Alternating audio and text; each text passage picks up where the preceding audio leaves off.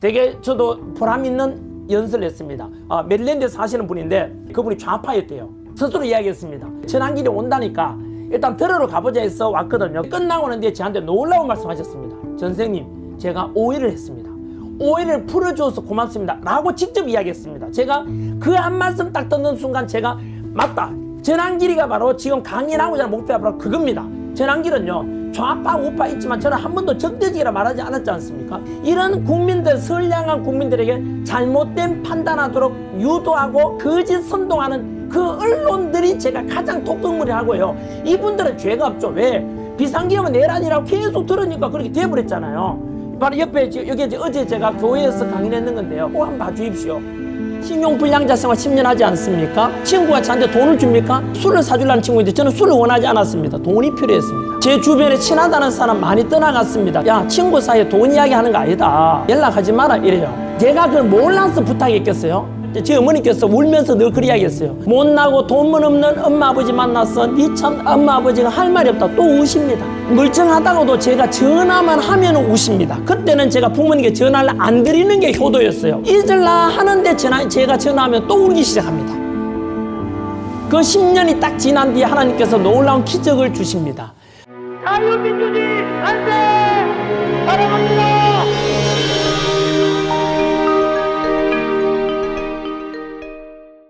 하나님 아버지, 저희가 이곳에 선 것, 그리고 우리 함께 만난 것, 오늘 이날 이 자리에 오게 한 것, 모든 것이 하나님의 은혜와 하나님의 인도하심이라 믿습니다. 동영상을 통해서 보시는 분들이 우연히 오늘 제 강연, 제 간증을 듣게 된다면 이 또한 우연이 아니라 하나님의 섭리와 인도하심이라 믿습니다.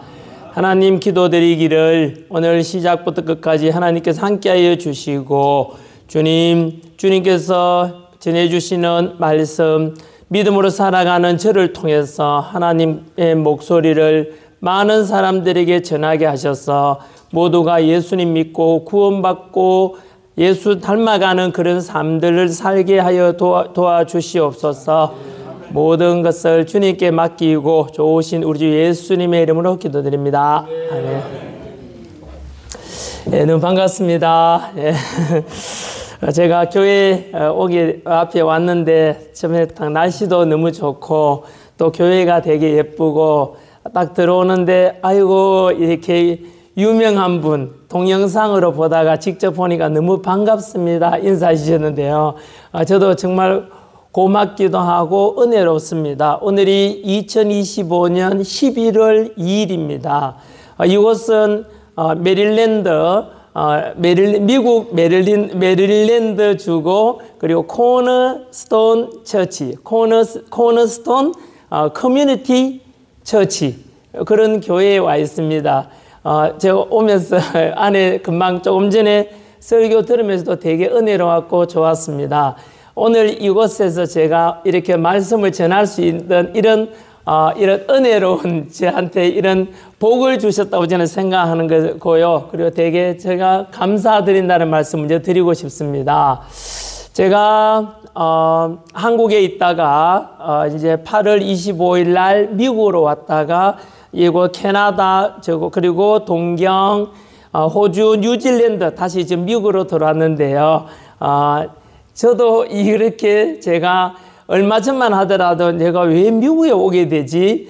한 번도 가본 적이 없는 호주나 그 다음에 시드니, 그리고 뉴질랜드나 또는 오늘 이곳 메릴랜드에 오는 것도 저는 되게 놀랍습니다. 저는 근데 제가 의도한 게 아니고요. 하나님께서 다 인도하시는구나 생각하고 저는 이 삶 자체를 이곳에 오고 이곳에 제 말하는 그 자체도 전부 다 하나님의 인도하심이라 생각하고 제 사명이라 생각하고 감사하는 마음으로 순종하고 그렇게 기도하며 이렇게 나아갈 뿐입니다.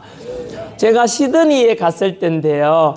오늘 같이 주일이었거든요. 그 전날은 저한테 강연 기회를 주셔가지고 시드니 교민들한테 이렇게 강연을 했었고요. 그날이 토요일이었거든요. 다음 날이 주일이었는데 제가 어느 교회에 가서 이제 예배를 드리고 하는데 어떻게 그 행사 주관하시는 분이 제가 그 교회에 간다고 이야기를 했는가 봐요. 근데 그 교회에서 전환길로 오지 마라. 그래도 오지 마라 했는 이야기 제가 깜짝 놀랐거든요. 왜냐하면은 제가 그 교회에 가서 지금처럼 이렇게 뭐 간증을 하거나 강연하는 게 아니고 그냥 예배 드리러 간다 했는데 예배 드리러도 오지 마라 하더라고요. 저는 반대입니다. 왜냐하면은 저는 이 오늘 제 영상을 보시는 분들도 계시는 중에서 이슬람을 믿든 카톨릭이든 또는 불교를 믿든 또는 종교가 없는 사람들도 저는 환영합니다.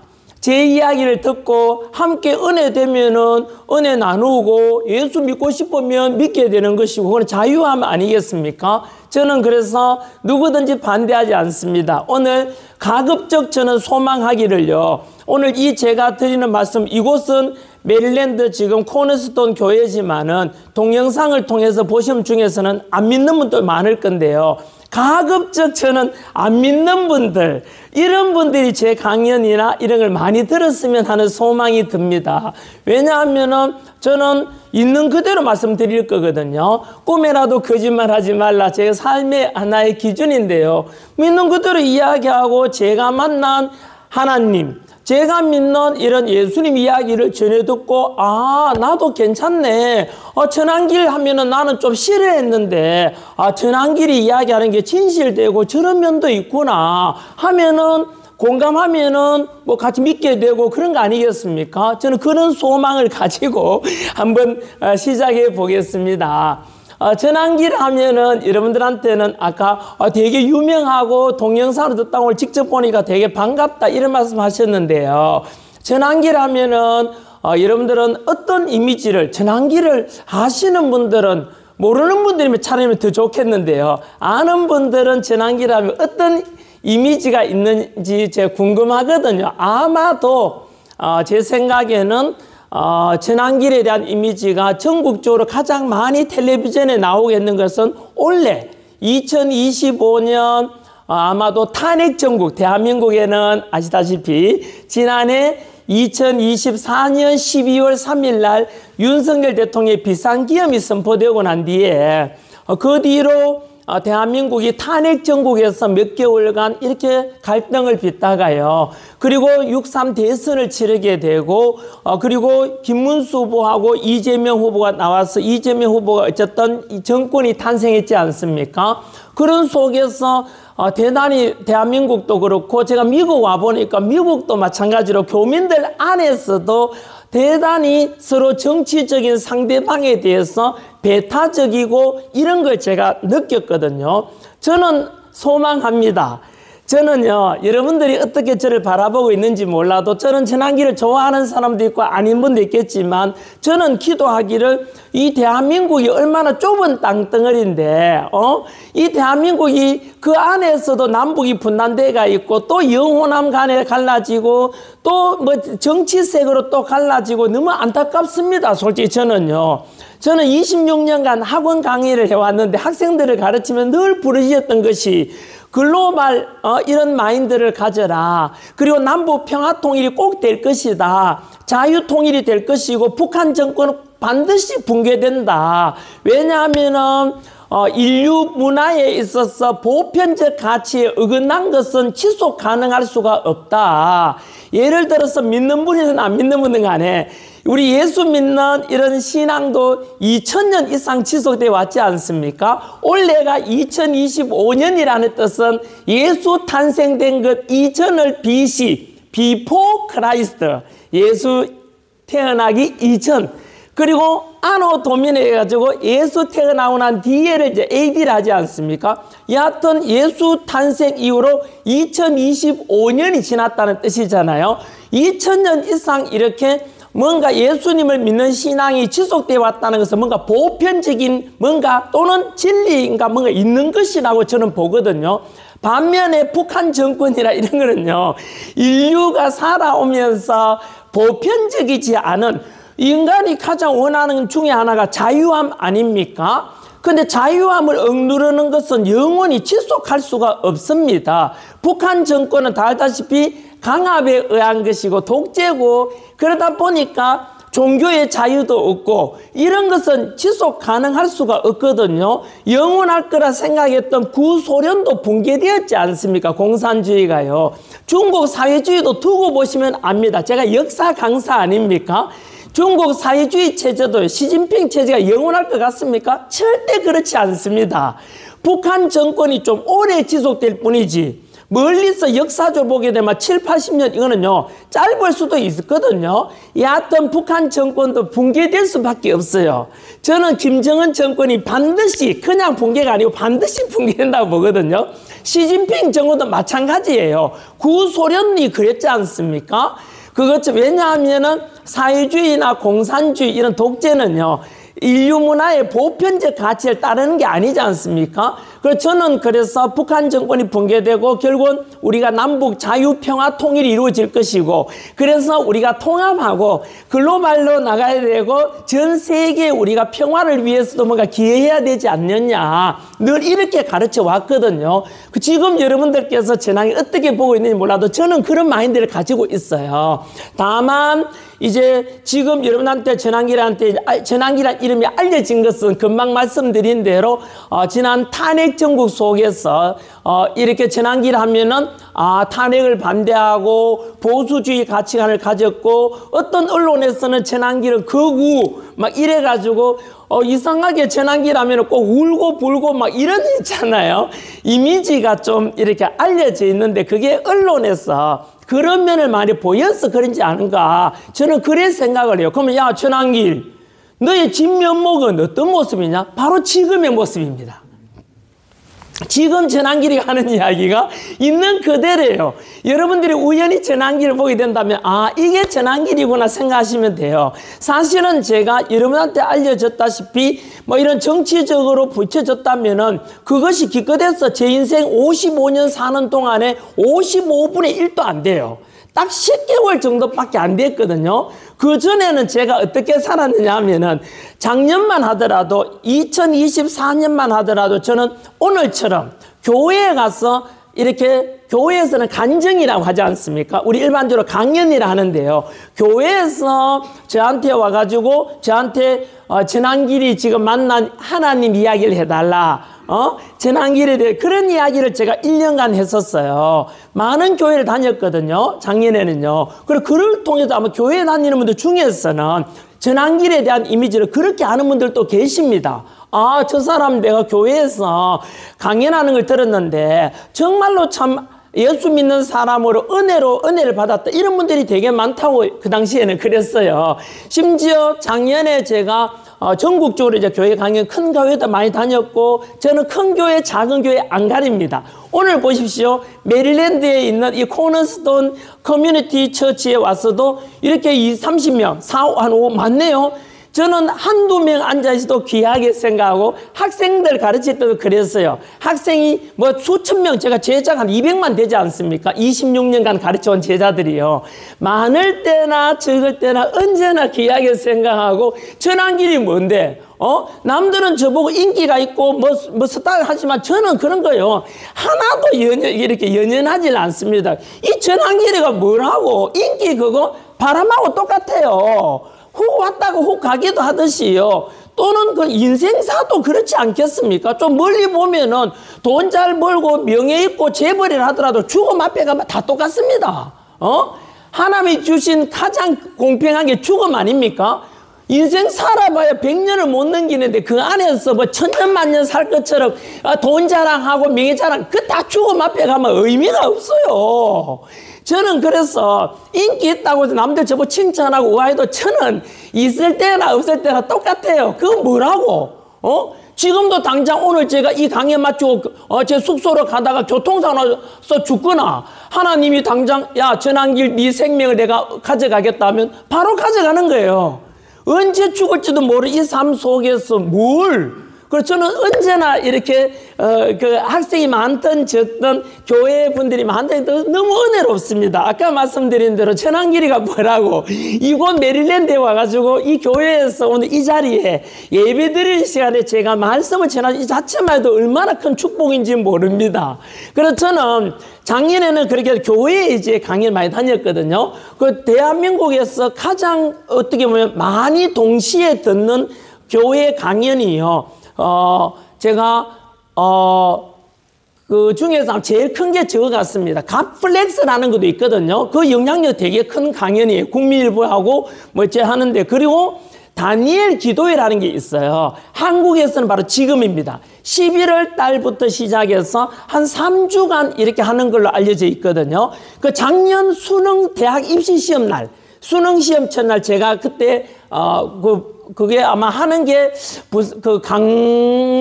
강화도 아니고 강남에 있는 오리온교회가 거기서 했던 기억이 나요. 그게요, 전 세계에서 영상 나가는데 수십 개국에서 동시에 들어요.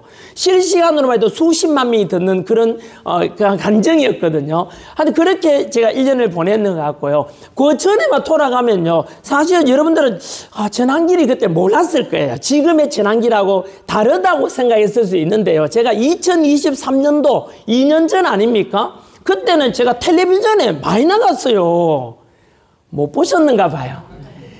제가 예능 프로에 많이 나갔는데 제가 나가는 프로에 누구랑 같이 나갔는 거 이야기하면 여러분들이 아마 오 그래? 라고 하실 분들 들어 계실 건데 이경규 씨가 진행하는데 거기도 제가 나갔어요. 이경규 씨. 그다음 조세호라고 있어요. 조세호. 그 조세호랑도 제 방송 같이 하고 조세호 결혼식 할 때 제가 저 초대받아서 갔어요. 그 조세호 결혼식에도 같이 했었고요. 그 다음에 김종민이라고 있어요. 김종민. 멜리한테는 잘 모르나 봐요. 누구 아시죠? 김국진 알아요? 김국진. 그것도 제가 같이 MBC 라디오 스타라는 곳에 나가서 같이 갔었고요. 조혜련 씨도 같이 제 방송에 나갔었고, 또, 김구라라고 있어요. 구라 잘 치는 지 이름이 구라 되게 재밌는데요. 김구라 씨 지난해 거기도 제가 나갔었고, 탁재훈, 윤종신, 그리고 김종국이라고 있어요. 김종국. 그 다음에 송은희, 그 다음에 김숙, 그 다음에 가수 중에 이찬원이라고 있거든요.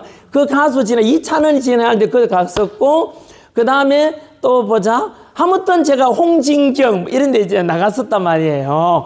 근데 이제 그 당시에는 저는요, 그렇게 살아갈 줄 알았다니까. 제가 예능 프로에 많이 나갔어요.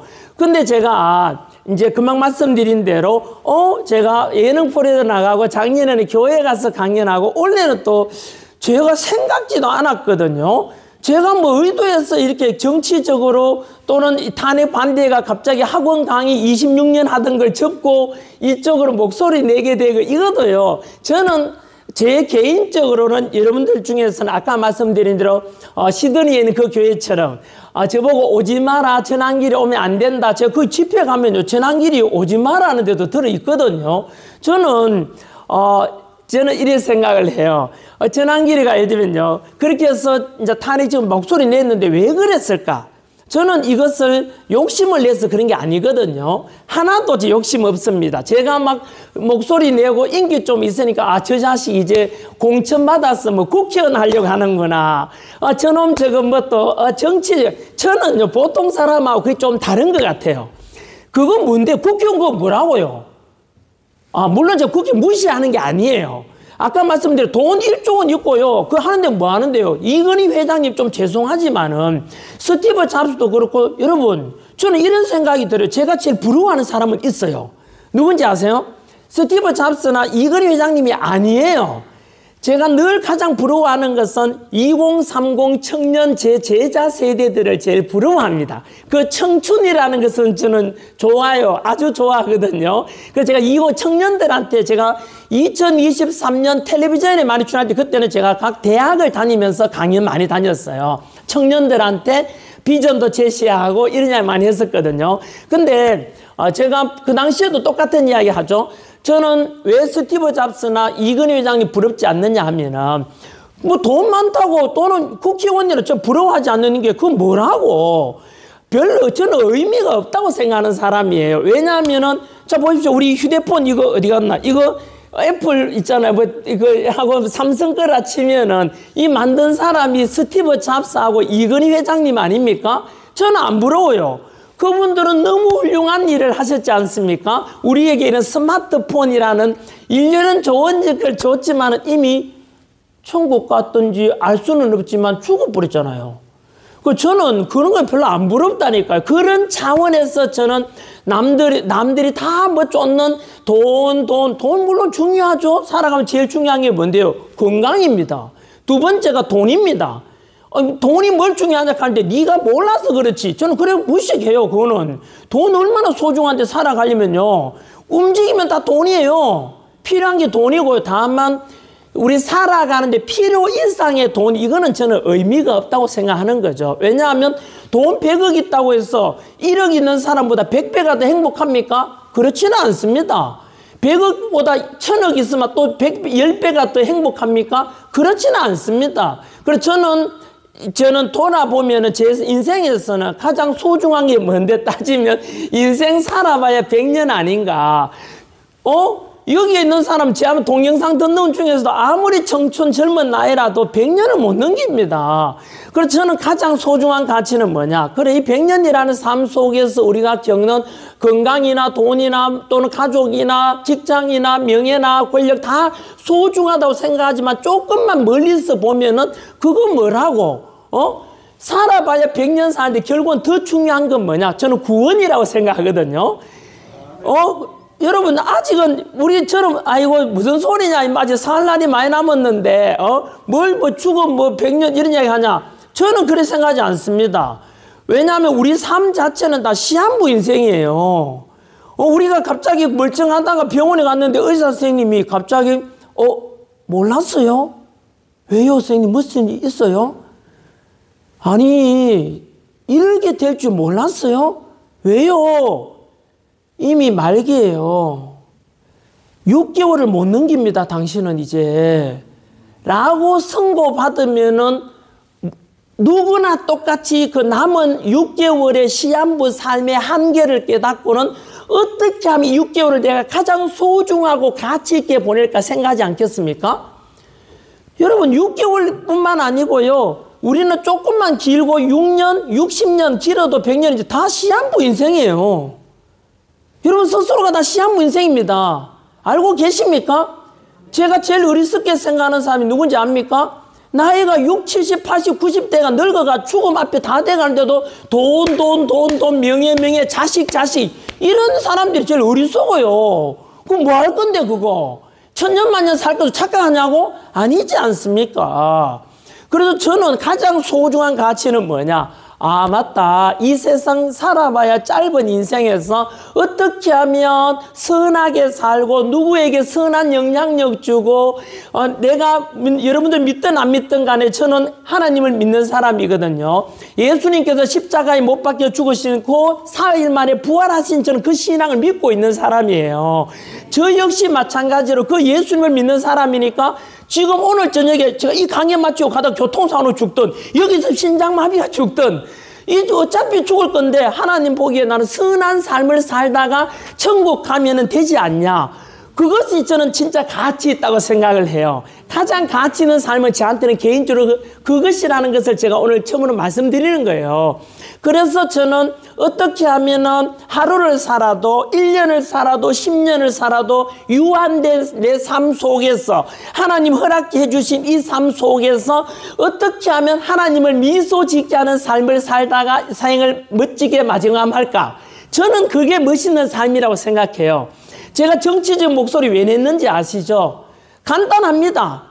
제가 뭐 돈 잘 벌었지 않습니까? 제가 시국선언 하기 전까지는 작년에 연봉 60억이었어요. 세금을 거의 30억 가까이 내요. 1년에. 연봉 60억 벌다가 제가 이 길로 왜 왔는데요? 돈을 쫓은 것 아니지 않습니까? 그리고 아까 말씀드렸잖아요. 제가 뭐 국회의원 한 자리 하려고 정치하려고 하는 거 아니라 했지 않습니까? 저는 그런 게 별로 의미가 없다고 생각하는 사람이에요. 사람의 가치관은 다양하지 않습니까? 전환길이 생각하는 가치관은 그거예요. 저는 바로 시국선언 하게 되면서 대한민국 일어난 일을 봤거든요. 보면서 제가 심지어 여러분 이 중에도 아마 제가 이런 얘기하면 굉장히 민감하게 받아들일 건데요. 전환길이 윤석열 대통령 막 진짜 탄핵 반대 주장하는 사람 아니야? 저 사람 우파 아니야? 근데 맞습니다. 하지만 제가 왜 그렇게 됐냐는 말씀 조금만 돌아가 보면요. 제가 윤석열 대통령 좋아하지 않았던 사람이에요. 비상계엄 선언할 때 지금도 유튜브 가면 제가 했는 영상 그대로 떼 있어요.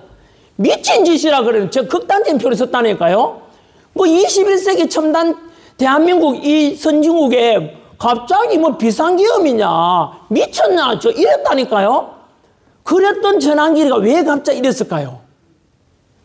제가 그 뒤로 일어나는 일들을 보면서 지금도 똑같지 않습니까? 비상계엄은 제가 반대했다 그랬지요? 그런데 어느 순간 비상계엄이 내란이라 해가지고 윤석열은 내란 우두머리다. 윤석열 지지하는 사람들은 내란 동조 세력이다. 며칠 전에 이런 추경호 원내대표도 전 원내대표 국힘 원내대표도 조사받고 왔잖아. 밤 늦게까지요. 그리고 황교안 전 총리도요. 지금 현재 체포영장에다가 집안에 압수수색 지금 받고 있어요. 그 적용된 범죄가 뭔지 아세요? 무슨 혐의인지 아세요? 내란 동조래요. 내란. 좀 이상하지 않습니까? 저는요. 제가 그래도 배운 사람이잖아요. 많이 알지는 못해도 최소한 중학교, 고등학교 사회를 제가 가르쳤단 말이에요. 사회탐구 선생이었어요. 대학 입시 강의할 때. 그 뒤로는 공무원 강의로 전향했습니다만은 그때 제가 가르쳤던 내용이 뭐냐 하면요. 삼권분립 민주주의의 기본 아닙니까? 입법부, 행정부, 사법부, 초등학교 사회책에 나와요. 왜 분리하죠? 국민의 기본권을 보장하기 위해서 입법부든 행정부든 사법부든 어느 기관의 권력이 독점되면은 국민의 기본권을 침해할 수 있지 않냐. 그래서 그걸 삼권 분립을 하는 거 기본이잖아요. 그리고 여러분, 대통령의 비상계엄 선포는 저는 역사 가르쳤지 않습니까? 26년간요. 역사 가르치면서 과거의 고려시대, 조선시대, 삼국시대든 간에요. 어떤 임금이라도 임금이 내란을 일으키는 경우는 없어요. 그렇지 않나요? 왜 임금이 내란을 일으켜요? 내란이라니 뭔데요? 내란이라는 것은 안내자잖아, 그게요. 한 국가 안에서 권력을 갖지 못한 사람이 왕이든 누구든 그 권력을 뺏고 차지하기 위해서 군사를 일으켜서 일어나는 그 반란을 내란이라 하지 않습니까? 맞지요? 이 사전 표현이에요, 사전 표현에. 내란은 한 국가 안에서 폭력을 동원해서 권력을 차지하기 위해서 일으키는 반란, 이게 내란이에요. 근데 그러면 왕이 임금이 내란 일으킨 경우도 한 번도 없었고 언제나 반란 내란이라는 것은 권력을 갖지 못한 세력들이 임금의 자리를 뺏거나 차지하기 위해서 일으킨 반란, 이게 역사책 우리 다 아는 사실이잖아요. 현대사에 와서도 제가 역사 강사니까 역사 가르치지 않습니까? 하나 물어볼까요? 이승만 대통령이 초대 대통령이죠. 맞지요? 이건 다 알잖아요. 그럼 우리 일제강점기 때 식민지 때는 우리나라가 없었잖아요. 주권을 뺏겼지 않습니까? 그때는 상하이에 대한민국 임시정부가 만들어졌지 않습니까? 임시정부니까 대통령이 있어야 되겠죠. 그 임시정부 초대 대통령 누구인지 아세요? 절반이 잘 몰라요. 여러분, 네, 대답하시는 분도 계시는데 우리나라가 35년 식민지배 결과 45년 8.15 광복이 되었고 3년간 미군이 통치했어요. 왜냐하면 일본군 무장 해제시킨다는 이유로 38선 남쪽에는 미군이, 북쪽에는 소련군이 들어왔어요. 그때만 하더라도 미군하고 소련군은 2차 대전에는 연합군이었어요. 한편이었거든요. 그때 적은 바로 일본하고 독일처럼 2차 대전 일으키는 추축국, 그게 적이었어요. 그런데 이제 공공의 적 일본이 사라졌잖아요. 한반도에서. 사라지니까 한반도를 누가 차지할래 때문에 38선 나누어가지고 북쪽에는 소련이 들어오고 남쪽에는 미군이 들어왔잖아요. 그렇게 해서 일본군 무장 해제시킨다는 이유로 돌았는데 북한 소련은 가마도도 왜 한반도가 광복될 무렵에는 좌파가 많았거든요. 80%가 좌파였어요. 왜냐하면은 35년 식민지배 받았잖아요. 그 기간 동안에 우리 조선인들은 좌파가 많았겠어요? 우파가 많았겠어요? 좌파가 80%인 이유가요. 우리 식민지배를 받았잖아요. 우린 조선 사람들은 자본가가 아니라 우리 노동자였잖아요. 일본인 자본가, 우리는 노동자. 그리고 일본인 지주, 우리는 소장농. 그리고 조선인들은 당연히 소작농과 노동자가 많았으니까 대다수가 좌파 프롤레타리아 무산자 계급이었던 거예요. 그러니까 여러분 35년 광복 딱 되고 난 뒤에 이제 45년 광복 되고 난 뒤에 38선 딱 쪼개가지고 소련이 들어오고 남쪽 미군이 들어왔잖아요. 그죠? 가만 둬도 한반도는 이미 80%가 빨간색에 다 좌파들이 많았으니까 북한에는요 김일성이가 돌아와서 그냥 가만 둬도 소련이 직접 통치했어요, 안 했어요? 안 했어요. 왜? 저절로 빨간색이 되니까. 반면에 남한에는 빨간색이 80%가 되니까 미군이 와서 직접 통치를 3년간 했다고요. 미군정 3년 지나고 나서 이제 5.10 총선거라는 당군 이래 최초로 우리가 선거를 해가지고 이제 뽑은 대통령이 누구라고요? 그때 이제 정부가 수립되잖아. 3년 지나가지고. 그때 초대 대통령이 누구예요? 이승만이에요. 그러면 아까 물었던 질문. 그러면 임시정부 때 초대 대통령 누구예요? 그것도 이승만이에요. 제가 이승만 이야기하려고 꺼낸 게 아니고요. 금방 말씀드린 대로 제가 무슨 이야기 했죠? 바로 역사 가르치다 보니까 이렇게 해서 현대사에 와서도 마찬가지로 제가 물었고자 하는 게 뭔지 아세요? 이승만 대통령 몇 번 했어요? 그럼 임시정부 빼고 48년 정부 수립되고 난 뒤에 이승만 대통령 몇 번 했어요? 당황스럽죠? 이승만 오래 통치하는 건 알겠는데 몇 번 했는지 물으면 잘 모르겠어요. 이승만은 1, 2, 3 세 번 했어요. 그리고 4대는 누구냐 하면은요, 죽을 사자라는 4대는 윤보선이라고 했어요. 물론 실권자는 장면 총리였고, 그때 내각 책임제 일본처럼 해서 총리가 실권자였고요. 형식적 대통령으로 4대가 윤보선이었어요. 그러다가 이제 8개월 만에 5.16 군사정변이 일어났거든요. 박정희가 그럼 대통령 몇 번 했어요?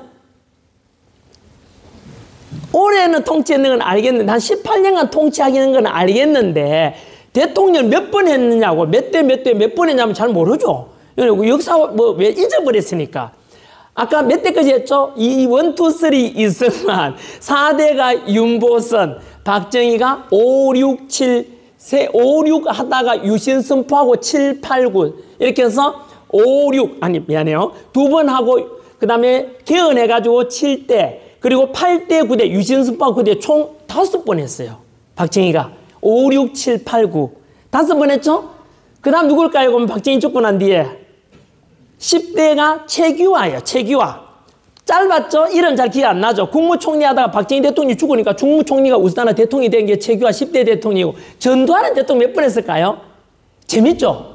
물어보니까, 왜냐면 모르니까 재밌는 거 묻는 사람이. 근데 전두환 잘 안다 하면서도 전두환 대통령 몇 번 했어요? 물으면 잘 몰라요. 대통령 2번 했습니다. 11대, 12대를 했어요. 왜 그러냐면요. 유신 체제하에서 최규화 국무총리가 대통령이 됐잖아요. 근데 1년 만에 이제 그때 12 사태 일어났고 5.18 있었거든요. 그 뒤에 최규화를 보고 그냥 집에 쫓아보내버려요. 전두환이가. 뺐어요. 11대. 그리고 유신 헌법을 바꿔요. 바꿔가지고 1년 만에 전두환이가 한 번 더 해요. 그래서 12대. 이렇게 해서 전두환은 2번 했어요. 그 뒤로는 이제 아시겠죠. 1987 민주화운동 이후로는 13대가 노태우, 14대가 YS, 김영삼, 15대가 DJ, 16대가 노무현, 17대가 MB, 이명박, 18대가 박근혜, 19대가 문재인, 20대가 윤석열 대통령, 21대는 이재명이라고 자처하고 있어요. 이름만 하면 또 기분 나쁘겠죠? 어쨌든 현재 21대입니다. 이렇게 해서 제가 이 이야기를 하는 게 아니고요. 아까 말씀드린 대로 저 역사 가르치잖아요. 뭐냐, 현대사에서 전 세계적 우리나라뿐만 아니라 전 세계 어느 나라도 비상계엄을 선포하는 대통령이 내란인 경우는 없어요. 신기하지 않습니까? 그래서 맞잖아요. 얼마 전에 이곳 미국에도 8월 12일 날, 지난 8월 12일 날 워싱턴 DC에 트럼프 대통령이 비상사태 선포하고 주방위군 800명을 투입시켰어요. 범죄자 소탕한다는 이유로. 미국 민주당 안에서도 트럼프 싫어하는 사람하고 비판하는 사람 많지만은 트럼프 대통령 보고 내란이라 하는 사람은 없잖아요. 그럼 되물어볼게요. 아마 좀 당황스럽지 않나요? 그동안 12.3 윤석열 대통령 비상계엄 선포는 대한민국 절반이 좀 내란 우두머리, 내란 동조, 추경호도 조사받고, 황교안 총리도 조사받고, 전한길도 지금 뭐로 고발당했는지 아세요? 내란 동조를 저보고. 아니, 아까 물어볼게요. 아니, 트럼프 대통령 보고 내란이 아니라면서. 근데 윤석열 대통령 왜 내란이에요? 여러분, 여기서 전환길이가 팍 돌아버리는 거예요. 전환길은 분명히 비상계엄을 반대했고 윤석열을 싫어했습니다. 저는 솔직합니다. 아까 말한 꿈에라도 거짓말하지 말라 제 신념입니다. 김건희 여사도 별로 싫어했다니까요. 근데 왜 갑자기 전환길이가 윤석열 대통령 탄핵을 반대하면 안 된다 그러고 자유민주주의 지켜야 된다 그러고 왜 목소리 냈는지 아세요? 바로 아까 말씀드린 삶의 본질로 돌아갑니다. 바로 첫 번째는 비상계엄에 대해서 평가는 달라지겠지만 대통령의 비상계엄 선포는 트럼프처럼 윤석열 대통령도 대통령의 통치권 고유 권한이에요. 그 역으로 물어볼까요? 지금 이재명이가 대통령이잖아요. 이재명이가 비상계엄을 내일 선포하면 내란이겠네? 한 번 더 물어볼까요? 그럼 이재명이 비상계엄 선포할 수 있어요, 없어요? 있어요. 헌법 77조에 나오는 대통령의 고유 권한이에요. 그럼 이재명도 비상계엄 선포하면 내란이에요? 답변해 보세요. 아니잖아요. 대통령이 마음대로 그거는요, 전시나 사변이나 그에 준할 만큼 혼란이 발생하면 대통령이 비상계엄 선포할 수 있고, 지금 대한민국이 혼란이라고 판단하면은 이재명은요, 비상계엄 선포할 수 있는 거예요. 왜요? 헌법에 나오는 거니까. 이게 윤석열도 선포하고 이재명도 선포할 수 있는 거예요. 그러면 전시나 사변이나 그런 혼란 상황이냐 아니냐에 대한 평가는 누가 할 수 있지? 우리 5,200만 아무도 못해요. 오직 한 사람, 대통령만 할 수 있는 거예요. 그럼 비판하라 이거야. 윤석열 니 왜 준하기자가 비판했잖아. 미친놈 아니야? 왜 막 대한민국 비상계엄 선포 이렇게 혼란하게 만드냐? 너 잘못했어. 할 수 있어요. 지지하는 사람도 있어요. 하지만 내란은 아니다 이 말이죠. 제 말은. 그죠? 그 윤석열이 내란이면은 지금 이재명이 비상계엄 선포 또 내란이냐? 아니라잖아. 트럼프도 그러면 내란이냐? 아니라면서. 여러분 놀랍지 않습니까? 반박해보면 반박 못한다니까 이거는요.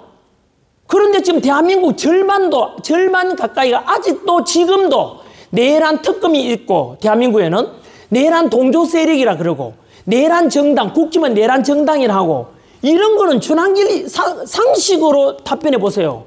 내란도 아닌데 국민 절반 내란이라 왜 이래 됐을까요? 저는 여기서 전환길이가 팍 돌아버리는 겁니다. 이건 아니지 않냐. 그런데 왜 이렇게 국민들 절반이 이렇게 됐지? 아, 그래, 맞다. 이거는 국민들을 누군가가 속이고 있다. 진실을 속여가지고 옳은 것처럼 만들고 있다. 비상계엄은 내란이야. 윤석열은 내란 우두머리야라고 선동하는 사람이 있고, 그것을 국민들에게 그대로 전달하는 언론이 있고, 거기다가 윤석열을 싫어하는 사람은 그래, 내란이든 아니든 상관없이 나는 윤석열 탄핵해야 한다고 생각해 라고 동조를 하게 돼요. 나는 이재명이 좋아하는 사람은 내란이지만 관심도 없이 그냥 이재명이 내란이라 하니까 나는 내란이라 할래라고 된 거야.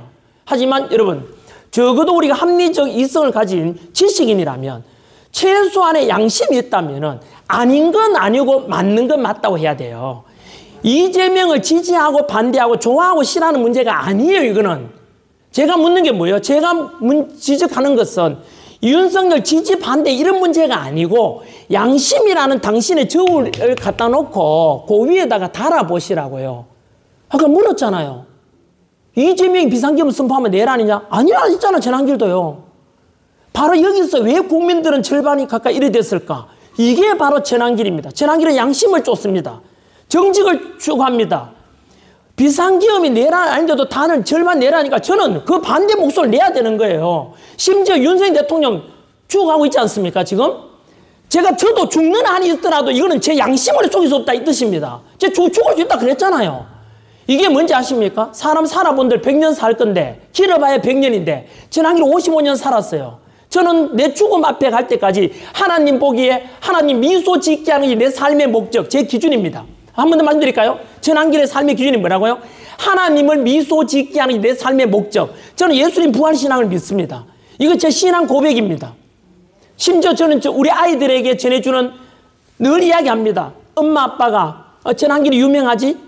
아버지 엄마가 너희들한테 주시는 가장 위대한 자산이자 가장 큰 재산이 뭔지 아냐? 유산이 뭔지 알아?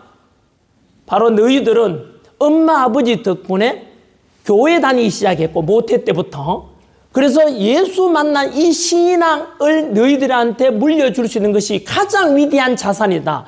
전 세계 3,000개가 넘는 종교가 있는데 그 중에 유일하게 천국 믿는 신앙, 천국 신앙, 부활 신앙은 예수 믿는 신앙밖에 없다.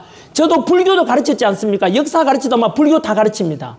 이슬람도 가르칩니다. 세계 사면서. 하지만 그 속에서 저 개인적으로는 저 역시 마찬가지로 저는 대학 다닐 때 바로 저희 여자친구, 지금은 집사람 교회 다니는데 따라가서 예수 믿기 시작했어요. 그 뒤로 제가 하나님을 인격적으로 만나게 된 것은 제가 학원 강의하다가 밑바닥에 떨어집니다. 밑바닥에 왜냐하면 사업을 했습니다. 학원 강의에서 얻은 인기를, 돈을 가지고 명예를 얻고자 대구에서 그다음 제일 큰 학원, 강사하고 직원 수가 105명이 되는 그 큰 학원에 인수해서 제가 이사장이 돼요. 나이 30대 중반에. 그리고 에브라임이라는 출판사 만들어서 그것도 전국 1등까지 갔습니다. 그 출판사 CEO가 돼요. 그러니까 왠지 학원 강사하면 이미지가 좀 그러니까 그래 학원 이사장이 되자. 그리고 출판사 CEO가 한번 돼보자. CEO라는 소리 듣기 좋잖아. 최고 경영자. 명예를 얻고자 그렇게 경영에 참여했다가 결국은 폭망했습니다. 폭삭 실패해가지고 제가 가지고 있던 재산 다 날아가고 빚이 25억입니다. 정확하게 남는 재산이. 빚 다 갖고 집도 다 날아가고 자동차도 최고자 가져가고 남은 빚만 25억이에요. 정확하게. 그래서 제가 그때 밑바닥에 떨어지면서 제가 어떡합니까? 이거 25억 밑바닥. 여러분 이게 돈이 너무 크잖아. 제가 개인이잖아요. 저 가난한 농부의 아들이라서 아버지 어머니 재산이 하나도 없어요. 시골에. 그래서 제가 밑바닥에 있을 때 신불자 생활 10년 했잖아요. 밑바닥 생활 10년 할 때 제 어머니께서 울면서 늘 그리 이야기했어요. 아들아 미안하다. 니도 돈 많은 아버지 엄마 만났으면 이런 고생 안 해도 될 건데 못나고 돈 없는 엄마 아버지 만났어. 니 참 엄마 아버지가 할 말이 없다. 또 우십니다. 평상시에 경로당 가고 농사 짓다가 멀쩡하다고도 제가 전화만 하면 우십니다. 그때는 제가 부모님께 전화를 안 드리는 게 효도였어요. 왜요? 잊을라 하는데 제가 전화하면 또 울기 시작합니다. 실제입니다. 하여튼 그렇게 해서 제가 가난한 농부의 아들 아닙니까? 집안에 재산이 없어요. 그래서 밑바닥 생활 10년, 그 신용불량자 생활 10년 하지 않습니까? 그 속에서 기댈 수 있는 게 뭡니까? 친구가 저한테 돈을 줍니까? 저보고 야, 니 힘들지? 술 한 마시 바라면서 술을 사주려는 친구인데 저는 술을 원하지 않았습니다. 돈이 필요했습니다. 제 주변에 친하다는 사람 많이 떠나갔습니다. 제가 돈 빌리러 다니다 보니까 제 친구 중에서 심지어 충고까지 합니다. 야, 친구 사이에 돈 이야기하는 거 아니다. 연락하지 마라 이래요. 내가 그걸 몰라서 부탁했겠어요? 저 역시 학생 가르치는 입장에서 남한테 돈 빌리고 친구 사이 빌리는 거 아니라는 거 저도 알아요. 돈 빌리면 사람 잃고 돈 잃는다는 거 저도 다 압니다. 그럼에도 불구하고 제가 돈을 빌려달라 할 때는 얼마나 제가 힘들었으면 심지어 그런 상황에서도 제가 그랬겠냐 이겁니다. 그만큼 힘들었습니다. 친구도 다 잃었습니다. 그 당시에. 돈 없고 바닥에 떨어지니까 친구들도 결국은 그 뒤로요. 저한테 그 충고했는 애가 나중에 제가 돈 다시 벌고 이렇게 유명해지니까 연락 오는데 제가 그 뒤로 걔랑 안 만납니다. 왜냐하면은 쟤한테 어려울 때 도와준 사람만 만나도 아까운 시간이 아까운데 나를 버렸는 그 친구 내가 왜 찾아갑니까? 왜 연락합니까? 그런 친구 받을 필요도 없습니다. 그렇다고 제가 저주하거나 그런 건 아닙니다만은 여하튼 제가 그렇게 밑바닥 생활을 했습니다. 그러다가 10년 동안 밑바닥 했는데 그때 제가 하나님을 인격적으로 만납니다. 제가 이 이야기 꺼낸 이유는 바로 여러분들께서도 혹시나 저처럼 살다 보면 바닥에 떨어질 때가 있지 않습니까? 성공과 실패 중에 도전하면 실패가 훨씬 많습니다. 이 연세 드신 분들 경험해 보셨으면 아시겠지만 우리 뜻대로 다 이루어지는 게 인생삽니까? 절대 그렇지 않습니다. 청년의 나이 때는 그래 내가 이런 꿈을 가지고 이런 도전하면 성공하고 돈을 벌고 제인선왕처럼 5조 달러도 벌 수 있고 나도 성공할 수 있겠지 라고 생각했지만 생각과 달리 실제 살아보면은 인생사라는 게 도로로 따진다면 고속도로가 아니고 오르막길 내리막길도 있고 비포장길도 있고 가시밭길도 있고 그게 인생사입니다. 그 속에서 물론 성숙되고 성장하게 되는 것이지요. 그래서 저는 저처럼 바닥에 있으면은 혹시나 살다 보면은 그럴 때가 있습니다. 눈앞이 캄캄하고 머리가 하얗고 이럴 때가 찾아옵니다. 제가 바로 그때였습니다. 25억 빚더미에 떨어지고 나니까 이걸 제가 어떻게 극복합니까? 친구를 찾아갈 수 있습니까? 부모님한테 의지할 수 있습니까? 그때 제가 바로 찾은 것은 바로 하나님이었습니다. 제가 어려우니까 무릎 꿇을 수밖에 없었고 힘드니까 엎드릴 수밖에 없었습니다. 하나님 아버지, 제가 25빚을 졌습니다. 이건 뭡니까? 제가 나쁜 짓 해서 이렇게 된 것도 아니지 않습니까? 제가 범죄를 했습니까? 뭐 했습니까? 열심히 했는데도 불구하고 사업 이렇게 망하게 하고 25억이라고 해서 제 능력으로는 도저히 안 됩니다. 하나님 아버지. 그때 제가 온전히 하나님께 믿고 맡기고 내려놓습니다. 하나님 아버지, 왜냐하면 요거는 좀 포켓입니다만은 성경 속에 제가 그때 기도를 정말 많이 합니다. 그때 성경 말씀을 정말 많이 읽었습니다. 왜냐하면 이 속에 이것만이 유일한 제가 유일하게 의지할 수 있는 것이었기 때문에 그렇습니다. 그때 성경 속에 보니까 이런 말씀이 나옵니다. 욥기에 보니까 주신이도 여호와시고 거두신이도 여호와시오니 여호와께 찬송할지니라다, 이런 면이 나오는데 맞다. 내한테 빚지게 했는 것도 하나님이고 결국은 25빚을 내가 어떻게 갚나? 2억 5천도 내가 없고 250도 없어가지고 제가 월세 못 내고 그 뒤로 제 원룸을 친구가 구해줬는데 월세 30만 원 내는 것도 못 내가 주인이 계속 전화 옵니다. 아저씨 이거 보증금 다 날라간다고 이제 방 빼야 된다, 이런 이야기 들었는데 여러분 25억이라는 돈을 감당이 안 돼요. 그래서 저는 이 성경 말씀 읽다 보니까 그런 말씀이 나와요. 이 속에 답이 있어요. 그래서 주신이도 여호와시고 거두신이도 여호와시라고 돼 있어요. 그럼 믿고 가면 되잖아요. 하나님 아버지, 주신이도 여호와시라 했으니까 하나님 뭐 전혀 막 모든 걸 내려놓고 하나님 알아서 해주세요. 경상도만 알아서 해주이소. 하나님 아버지, 저는 기도만 하겠습니다. 순종만 하겠습니다. 하면서 성경 속에 보면은 바로 저처럼 밑바닥에 떨어지고 빚진 자 이야기도 많이 나와요.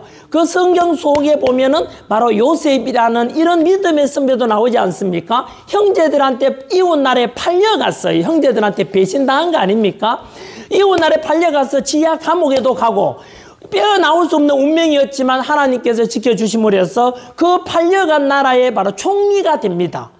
그리고 다니엘도 마찬가지 아닙니까? 이웃나라 포로로 끌려갔습니다. 거기에서 사자굴에 끌려가기도 하고 이런 위기 속에서도 언제나 하루 3번 하나님을 향해서 3번 기도하고 이런 절제함을 통해서 하나님 구해주시지 않습니까? 그리고 욥이라는 분도 이게 믿음의 선배로 나오지 않습니까? 자식도 다 죽습니다. 재산도 다 날아가지만은 결국에는 뭡니까? 하나님께 결국은 의지하지 않습니까? 친구가 놀리지 않습니까? 네 믿는 하나님 때려쳐라. 네 자식 다 죽고 재산 다 날아가는데 하나님 어디 있노 임마? 니도 하나님 저주하고 죽어라 하니까 욥은 그렇지 않다. 나는 그럼에도 불구하고 언제나 하나님께 의지할 것이다 라고 하지 않습니까? 우리가 알고 있는 골리앗을 물리쳤는 다윗도 저에게는 굉장히 큰 힘이 됐습니다. 사무엘상에 나오는 이야기를 그렇게 많이 읽은 이유가 그래, 하나님께서 나를 또 마찬가지 다윗처럼 귀하게 사용할 줄 아느냐 믿고 가자 그랬습니다. 다윗하고 거기에 비교된 인물이 바로 골리앗은 거인이고요. 골리앗은 물리쳐가지고 싸움에 이겨서 제가 다윗을 좋아한 게 아니고 거기에서 제가 다윗을 정말로 좋아했는 이유는 바로 그때 다윗이 골리앗 물리치고 전쟁에 이기고 나니까 인기가 많아지잖아요. 그러니까 그때 왕이 다윗을 처음에는 좋아했다가 이 왕이 갑자기 다윗을 시기 질투해요. 왜냐하면 인기가 더 많아지니까. 왕보다 인기가 더 많잖아 다윗이요. 백성들이 그래요. 뭐 사울 이 왕은 천천히고 다윗은 만만이다 이래서 훨씬 더 스타가 되니까 갑자기 이 왕이 시기 질투해서 죽이려 하잖아요. 그 속에서 다윗은 온데 도망 다니거든요. 도망 다니잖아요. 죽음을 피해가지고요. 그런데 마지막에 여러분 이 두 사람 운명이 갈라지잖아요. 거기에서 결정적으로 뭐가 다르냐면 한 사람은 신앙의 절개를 버리고 한 사람은 신앙의 절개를 지킵니다.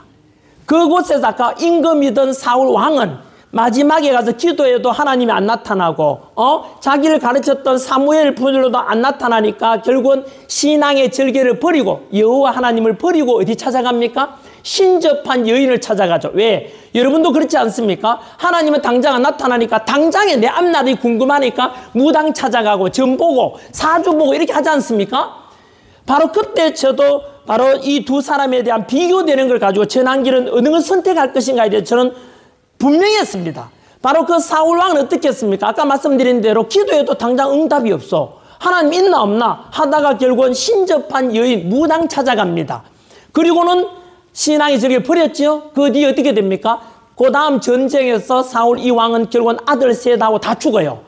저주를 받지 않습니까? 저는 깜짝 놀랍니다. 그때 나는 저러면 안 되겠다. 그럼 나는 어떻게 할까? 바로 다윗의 길을 가야 되겠다. 다윗은 완벽합니까? 아니에요.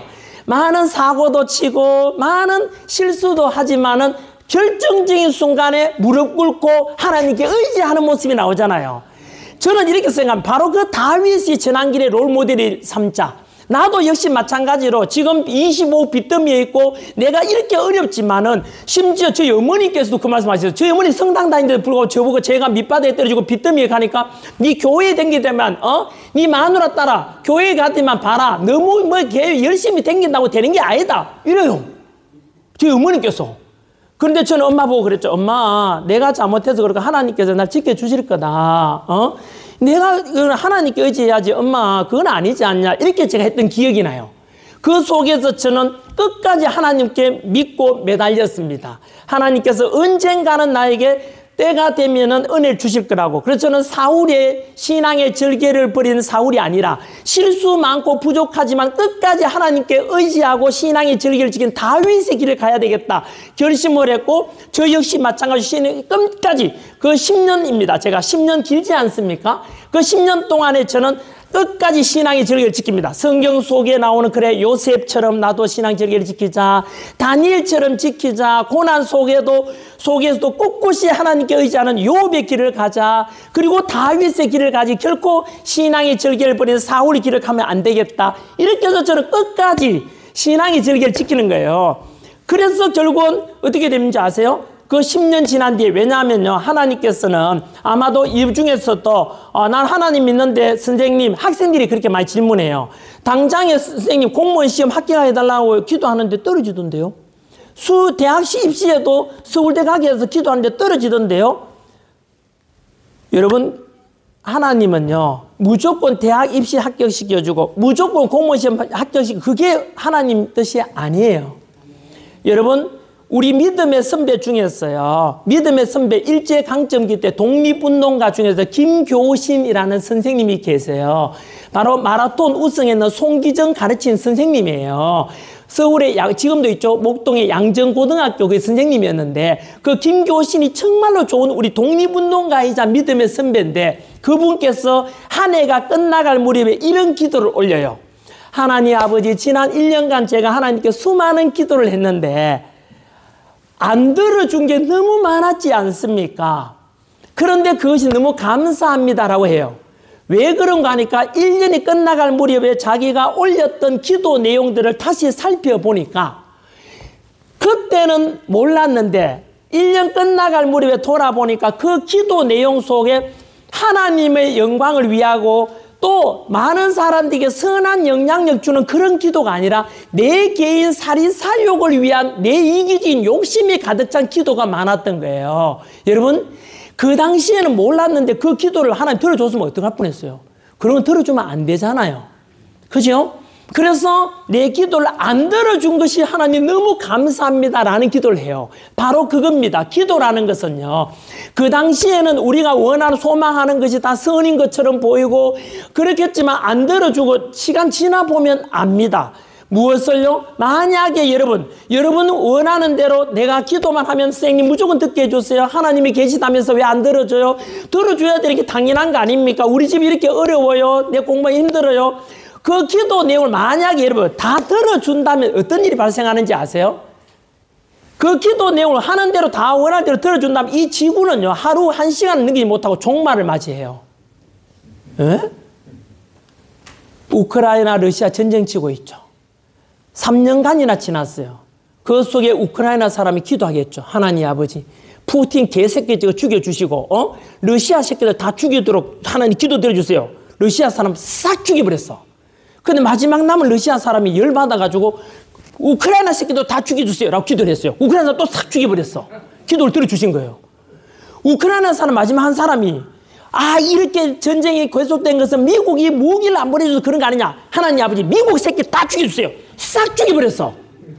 여러분, 여러분, 이렇게 만약에 된다면은, 우리 기도가 이렇게 된다면은 극단적으로 맞잖아요. 기도했잖아요.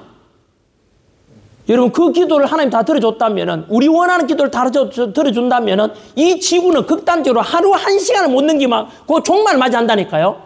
왜냐하면 우리 기도 속에는 선하다고 생각하고 정의라는 이름으로 기도하지만 그 속에는 내 이기적인 욕심과 하나님이 전체 우주와 그리고 지구를 바라봤을 때 불의하고 내 욕심에 가득 찬 기도가 많아요. 그걸 들어주는 것은 옳지 않은 거 아닙니까?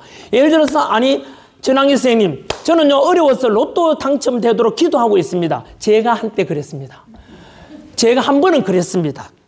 여러분 제가 로또 사놓고 왜냐하면 제가 수험생들 가르치면서 너희들은 로또는 절대 사지 마라 그래요. 왜냐하면 로또는 나이 들어가지고 심심풀이로 재미를 하는 거야. 청년의 나이 때는 로또 사놓고 비는 것은 초라하지 않냐. 언제나 내 노력한 정직한 결과를 기대하는 것이 장래성 있는 청년이다라고 가르쳤어요.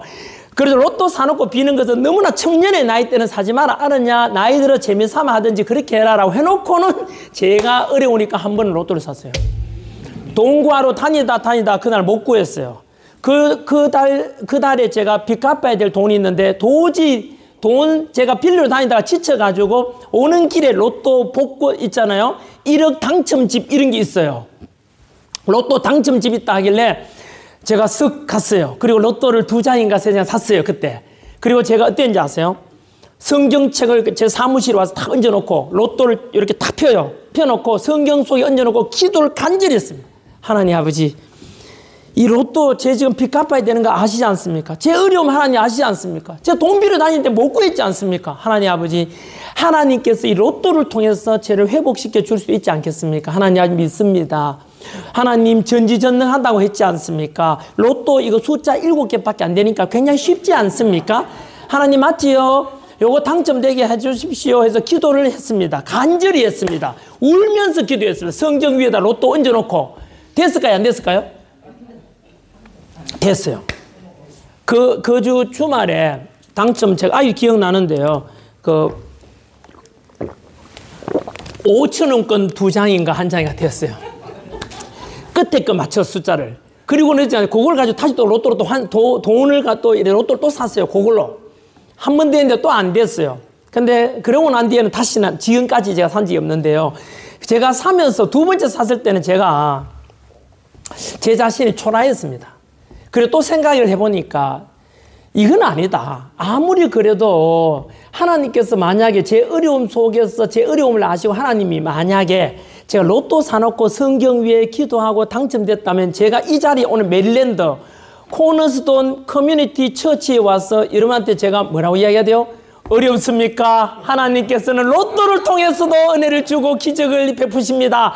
로또를 사십시오 여러분. 저는 로또를 통해서 회복되었습니다 라고 하면 그게 과연 누군가에게 여러분 그게 선한 영향이 되겠어요? 그 말을 실천한다면 제 말을 듣는 사람 다 가서 로또 사놓고 기도할 거 아니에요. 이건 다 손가락질 받을 거 아니에요? 주변에 만약에 로또 당첨을 통해서 제가 빚 갚았고 은혜 받았다 치면 그거는요 그 믿었던 신은 좋은 신은 아닐 겁니다. 그래서 저는 그 뒤로 때를 기다렸습니다. 아까 말씀드렸는데 기도라는 것은요 우리가 원하는 걸 바로바로 다 들어주는 게 아니라니까요. 성경 속에 실제로 나옵니다. 기도라는 것은요 영어로 미국이니까 영어로 말씀드리면은 기도는 내가 원하는 걸 들어주세요라는 말로 하는 스피킹이 아니고요. 기도라는 것은 하나님의 뜻이 무엇입니까? 귀를 기울이는 리스닝이라고 하더라고요. 한 번 더 말씀드릴까요? 기도라는 것은 스피킹이 아니고 바로 리스닝입니다. 하나님 아버지 하나님 뜻이 무엇입니까? 제가 무엇을 해야 됩니까? 어느 길로 가야 됩니까? 늘 묻는 것이 바로 기도입니다. 그래서 실제로 성경 속에 보면 여호와께 물어 가라사대, 여호와께 묻자와 가라사대 이런 게 너무 많이 나오지 않습니까? 그래서 언제나 하나님의 뜻을 물어가는 걸 리스닝이 바로 기도입니다. 그래서 저는 10년간 물어갔고 그 10년이 딱 지난 뒤에 하나님께서 놀라운 기적을 주십니다. 바로 하나님께서는 저에게 바로 놀라운 기적, 그러니까 하나님이라는 기적이라는 이름을 딱 갖다 붙이면 퍼즐이 다 맞아 들어갑니다. 왜냐하면 제가 서울로 올라옵니다. 그 전에 제가 스타 강사 사업하고 망했는 건 대구였습니다. 서울에 올라와서 공무원 강의로 전향했는데 올라오자마자 그때가 MB 정부 때입니다. 실제로 MB 정부 때 제가 서울에 딱 올라온 지금도 검색하면 나와요. 제가 공무원 강의, 한국사 강의로 바꿨는데 밑바닥부터 시작했거든요. 저 10년간 이미 처인 존재됐고 그래서 올라왔는데 놀랍게도 제가 올라오자마자 죄의주와 무관해요. 제가 올라오자마자 바로 무슨 일이 발생하느냐 하면은 바로 제가 역사를 가르치잖아요. 국사 과목이 없던 소방관 시험에 국사 과목이 필수로 들어가고 없던 경찰관 순경 시험에 또 한국사, 역사가 필수로 들어가고 없던 군무원이라고 있어요. 군대. 그 군대 직원으로 하는 거예요. 거기에 또 한국사 들어가고 또 제일 수험생이 많은 게 9급 공무원 수험생이 제일 많아요. 9급하고 7급하고 그 9급 시험에요. 기존에 있던 과목들을 뭐 준공 과목이라 하거든요. 행정법, 행정학, 헌법 이런 것은 선택으로 바꿔버리고 한국사만 필수로 딱 집어넣어요. 그러니까 여러분 저한테는 뭐죠? 내가 의사 선생님이라면 환자가 넘쳐나게 되고 제가 식당을 한다면 손님들이 넘쳐나는 거예요. 맛집이 돼버리는 거예요. 거기에다가 지금 검색하면 나오거든요. 제가 올라가서 그때에 바로 2012, 13, 14 요때 우리나라 역사상 공무원 수험생이 가장 많을 때예요. 그리고 저는 뭐 어쩌면 제도가 잘했던 못했을 떠나가지고 저는 그거 가르치는 강사니까 성경 소개 표현을 빌리자면 메추라기와 만나가 넘쳐나는 거예요.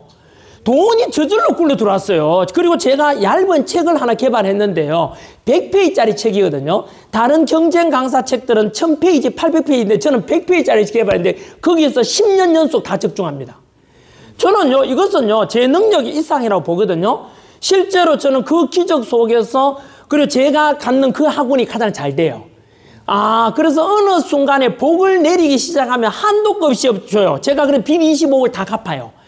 다 갚고 난 뒤에 제가 월세 생활 오래 했잖아요. 그리고 빚 다 갚고 난 뒤에 그때 이제 서울 올라갈 때도 월세로 올라갔어요. 월세인데 이제 2년 살다 보니까 주인이 월세 올려달라 해가지고 제가 그때 이제 빚 가능성이 보였잖아. 그 빚을 딱 갚고 난 뒤에 그게 제 양심입니다. 파산 선고할 수 있음에도 불구하고 안 했습니다. 이유는 제가 또 청년들한테는 그런 이야기 하죠. 혹시 살다가 어려우면 파산할 수 있으면 해라. 왜? 법적 보호, 사회적으로 실패하고 바닥에 떨어진 사람을 보호하고 재기할 수 있도록 만든 장치가 파산 아니냐. 하지만 저는 조금 달라요. 저는 어떤 심리를 가지냐면 저는 청년들한테는 그렇게 하라 하지만 저는 좀 달랐던 게 돈이라는 건 빌릴 때는 빌려달라 부탁을 했잖아요. 당연히 갚아줘야 되는 게 맞죠. 이자까지. 그 양심이잖아요. 그래서 저는 파산 선고할 수 있음에도 되고 조건이 되고도 남았지만 안 했어요. 채권자들 다 찾아다녔고 제가 진짜 빌고 했습니다. 저를 죽이지는 말라. 너무 세게 저보고 이거 추심 이거 요청하지는 마라. 왜? 약간 협박 반 부탁 반이었어요. 너무 세게 이야기하면 내 파산할 거다. 내가 죽어버리면 네 돈 못 받지 않습니까 사장님? 에? 살려놔야 받지 않겠습니까 하면서 실제로 제가 채권자들 다 찾아다니면서 10년을 기다리게 했고 그 결과 제가 다 갚아드렸습니다. 그 중에 어떤 분은요. 자, 그분은 저번 나이가 한 10 몇 살 더 높은 사업하시는 분인데 자기가 제가 사채 비상을 섰어요. 그렇게 수도 없이 돈 빌려줬는데 당신 같은 청년은 저보고 처음 봤다 하면서 저보고 감동했다면서 저를 존경한다 그랬어요. 빚 갚아주는 게 전부였는데 왜냐하면 월 이자를 제가 150씩 보내줘야 되는데 그 못 보내가지고 어떨 때는 30만 원 보내고 사장님 죄송합니다. 그 얼마나 초라합니까? 이번 달에서 한 75만 원 실제로 그랬습니다. 있는 그대로 했는데 그분이 당신같이 자기 살면서 정직한 사람 처음 봤다면서 그때 제가 대구 있을 때잖아요. 자기 아들이 서울의 영등포에 가서 뭐 사업하고 있는데 우리 아들하고 같이 뭐 사업해볼 생각 없느냐라고 저한테 이야기했어요. 그만큼 저에 대해서 참 빚 갚아주는데도 불구하고 저를 그렇게 신뢰해 줬습니다. 그렇게 해서 빚 20억 다 갚고 그 다음에 아까 말씀드린 대로 이제 집을 사잖아요. 월세 생활하고 난 뒤에 이제 그때는 이제 저는 아직 신용 회복 안 돼가 제 명의로는 안 되고 우리 집 사람이 공무원이라서 그 돈으로 견뎠습니다. 애 교육 다 시켰고 우리 애들은 제가 아빠가 밑바닥에 있었기 때문에 사교육이나 유학 이런 걸 하나도 못 보냈어요. 제가 학원 강사인데도 불구하고 그랬어요. 제가 힘들었기 때문에. 그래서 저희 집 사람 공무원 버는 돈으로 애 둘 다 가르쳤거든요. 그래서 저희 집 사람 명의로 해가지고 대출 가득 받아가지고 집을 샀어요. 지금 대한민국은 이렇게 집 못 사요. 왜냐면 대출 안 해줘요. 지금은 저처럼 집 한 채, 내 집 마련하려는 사람들이 우리 집 사람도 그랬잖아요. 집값만큼이나 사실은 내 돈만큼이나 대출 받아가지고 사거든요. 근데 지금 대출 안 해줘요. 집값 막는다는 이유로. 지금 대한민국 그렇습니다. 허가를 받아야 주택거래 허가제가 됐어요. 지금 수도권에는. 어쨌든 그때 제가 대출 만땅 받아서 집사람 명의로 집 한 채 사고 하여튼 그렇게 해서 제가 이제 빚 다 갚고 이렇게 회복됐지 않습니까? 제가 여기까지 드린 말씀이 뭐냐면 첫 번째는 바로 제가 어려울 때 혹시나 여러분 중에서도 마음이 제 이야기 듣고 통하면은 제가 믿는 하나님 한번 믿어보라고. 혹시나 살다가 저처럼 눈앞에 캄캄할 날이 오면은 딴 데 의지하지 말고 저처럼 무릎 꿇고 교회에 가라고. 교회에 가서 바로 전한길이 믿고 경험한 하나님 이야기 이것을 저는 같이 한번 믿어보라는 말씀을 드리고 싶어요. 왜냐하면 저 역시 바닥에 있을 때 하나님에 의지하지 않으면 제가 견딜 수가 없었습니다. 매일매일 25억을 머리에 이고 어깨에 쥐고 있으면 제가 못 견딘다니까요. 그래서 저는 이걸 다 내려놓을 수 있는 이 내려놓을 방이 바로 오직 하나님밖에 없었습니다. 그래서 그 신앙의 절개를 지켰지요. 아까 말씀드린 대로 제가 중간에 로또 한번 사는 유혹까지 갔지만은 그래도 끝까지 제가 하나님 붙잡고 견뎌냅니다. 그리고 하나님께서는 언제 기도를 들어주신다고요? 스피킹이 아니라 리슨이라 그랬지 않습니까? 그때 다 들어주는 게 아니라 하나님의 준비한 때가 있습니다. 저한테는 그게 10년이었습니다. 정확히 10년을 제가 견딥니다. 그걸 성경 속에서는 여호와 이레라고 하더라고요. 그래서 하나님의 예비한 때가 있는데 성경 속에 이런 말씀이 나와요. 왜 우리에게 고난을 주죠? 사랑할수록 고난. 우리가 아들을 사랑한다면 어떻게 합니까? 내 딸을 사랑한다면은 돈이 있는 대로 초콜릿 사주고 있는 대로 제가 사탕 다 사줍니까? 애를 망치는 거잖아요. 오히려 애들한테 잘못된 꾸중도 하고 그게 사랑하는 거 아닙니까? 그것처럼 하나님께서도 우리를 바로 자녀처럼 바로 이렇게 해서 훈련을 시키고 연단시키고 하는 것 같아요. 그래서 제가 바닥에 있을 때 아까 성경 속에 이런 말씀이 나오지 않습니까? 고난을 주는 이유는 이겁니다. 고난은 감추어진 축복이라는 말이 있어요. 고난은 감추어진 축복이다. 살면서 왜 나에게 이런 일이 닥치지? 왜 우리 집에만 이런 일이 나는가라고 하지 말고 그것은 또 다른 축복일 수 있다. 전한길이가 10년간 밑바닥 생활하지 않았더라면 지금 이곳에서 제가 할 이야기가 뭐 있습니까? 할 이야기 없습니다. 청년들한테 제가 도전해보라 라고 할 수 있습니까? 여러분 실패를 해봤기 때문에 청년들한테 와닿는 거예요.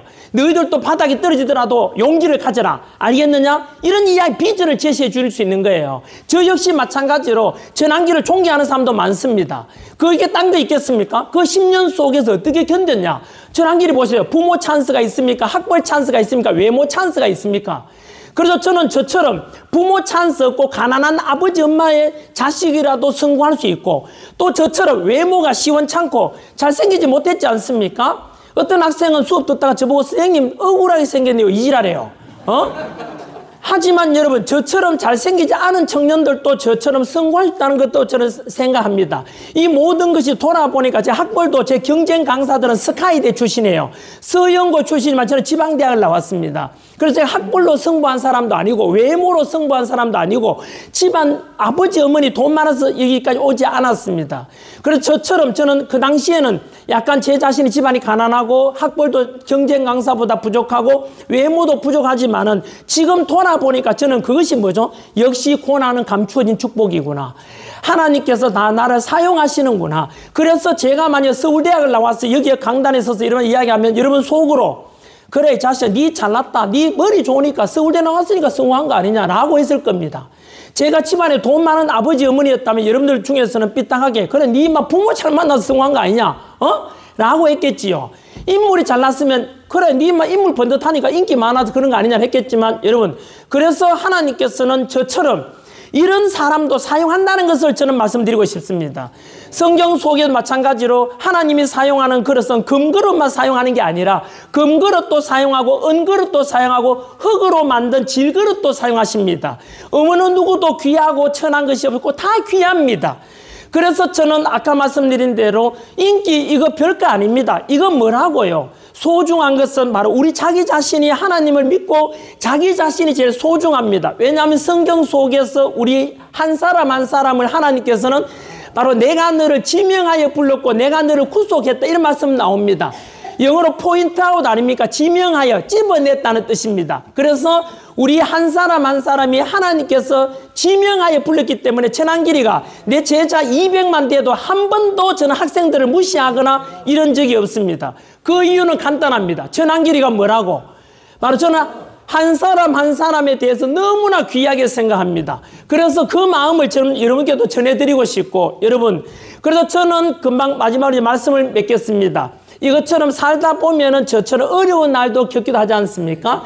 하지만 언제나 축복이라는 것은요, 바로 하나님 기도라는 것은 당장에 들어주는 것이 아니고 성경 속의 표현을 빌리자면, 그러나 내가 가는 길을 그가 아시나니 그가 나를 단련한 후에는 내가 순금같이 되어 나오리라 해서, 그가 나를 단련한 후에는 이렇게 나오지 않습니까? 그래서 어렵고 당장 기도를 안 들어주면 하나님 뜻이 무엇입니까? 천안길은 그게 10년이 걸렸거든요. 그때 하나님의 뜻이 되고 준비가 되었을 때 저를 사용하는 것 같다는 그런 저는 믿음과 현실에 대해서 가지게 되었던 것이 바로 저의 신앙 고백이고요. 아까 말씀드린 대로 똑같지 않습니까? 이 연장선에서 제가 돈 잘 벌고 인기 있다가 왜 지금 갑자기 탄핵만 이런 목소리를 냈겠습니까? 양심입니다. 이 양심을 속일 수는 없습니다. 저는 언제나 하나님을 미소 짓게 하는 내 삶의 목적이고 양심 따라가고 싶은데, 대한민국에 지금 비상계엄은 저는 윤석열 잘했다 뭐래 이런 말 안 하지 않습니까? 안 하지 않습니까? 제가 오직 묻는 게 무엇입니까? 딱 하나입니다. 비상계엄이 내란이냐? 아니, 아까 말씀 역사적으로도 어떤 왕이 내란 왜 일으키냐고. 대통령이 내란이 왜 일으키냐. 비상계엄은 내란이 아니지 않냐고. 이재명이가 지금 비상계엄 선포해도 내란이 아니에요. 트럼프 대통령이 비상계엄 선포도 내란이 아니잖아요. 그런데 국민들 절반 가까이가 그렇게 믿는 것은 아까 말씀드린 북한 공산당이 인민들 선동하고 세뇌시킨 것처럼 그렇게 됐다고 저는 봅니다. 그래서 진실을 알려드리고 제 이야기를 듣는 분들 중에서는 좌파도 있고 우파도 있고 종교가 다른 분도 있겠지만, 저는 호소 드리고 싶은 게 이겁니다. 지금 미국 나와 있고 해외 돌아다니면서도 이 진실에 관한 걸 국민들께 알려드리고 싶고 720만 해외 교민들께 알려드리고 싶습니다. 덧붙여서 그래서 천안길이가 주장을 보니까 설득력 있지 않습니까? 제가 어디 여러분 앞에 와서 제가 사기를 치겠습니까? 거짓말 하겠습니까? 제가 저주를 받을 겁니다. 그렇게 된다면. 이 진실을 저는 알리고 제 양심을 따라가고 있다는 겁니다. 살아본들 인생 얼마나 더 살겠는가. 저는 제가 그래서 양심을 지키고, 맞다, 이것은 제가 실체고 진실에 관한 거니까 더 많은 청년들과 알리겠다. 그게 제 사명이라고 저는 생각하고 있습니다. 이것이 결국은 저는 하나님의 일이기도 하고 믿음을 가진 신앙인으로서 양심의 발로라고 저는 고백합니다. 한 번 더 저는 말씀이 좀 길었습니다만은 이곳 메릴랜드에 와서 이곳 교회에서 예배 드리게 하고 또 이렇게 제가 말씀을 전할 수 있는 이것 또한 저는 하나님의 주의 은혜라 생각하고 모든 것은 영광은 하나님께 돌립니다. 그래서 저는 제 이야기를 듣는 분들께 제가 선포한 이야기, 드리는 말씀에 대해서 질문을 하는 겁니다. 여러분들은 무엇을 선택하시겠습니까? 저는 제가 믿는 하나님에 대해서 신앙의 절기를 끝까지 지키겠다. 그것이 저는 제 양심이고 가장 선한 삶이라고 저는 생각하고 믿음의 사람으로서 기준이 된다고 저는 생각을 합니다. 비록 실수 많고 부족하더라도 다윗처럼 하나님께 무릎 꿇고 순종하는 그런 삶을 앞으로도 저는 살아가고자 합니다. 혹시라도 저한테 정치적 성향으로 반대편에 있는 분들께도 천안길에 대해서 서로 토론하고, 저는 여러분들도 사랑합니다. 아까 말씀드린 대로 대한민국이 지금 정치 성향에 따라 너무 분열되어 있지 않습니까? 저는 통합되기를 바랍니다. 남북 자유평화 통일될 거라고 저는 확신하고 있습니다. 통일된 대한민국에 북한 가서도 저는 이런 이야기를 전하고 싶고, 제가 겪었던 하나님 이야기를 또 전하고 싶고, 이것이 제 삶의 비전입니다. 네, 여기까지 말씀드리고 끝까지 들으셔서 너무 감사드립니다. 고맙습니다.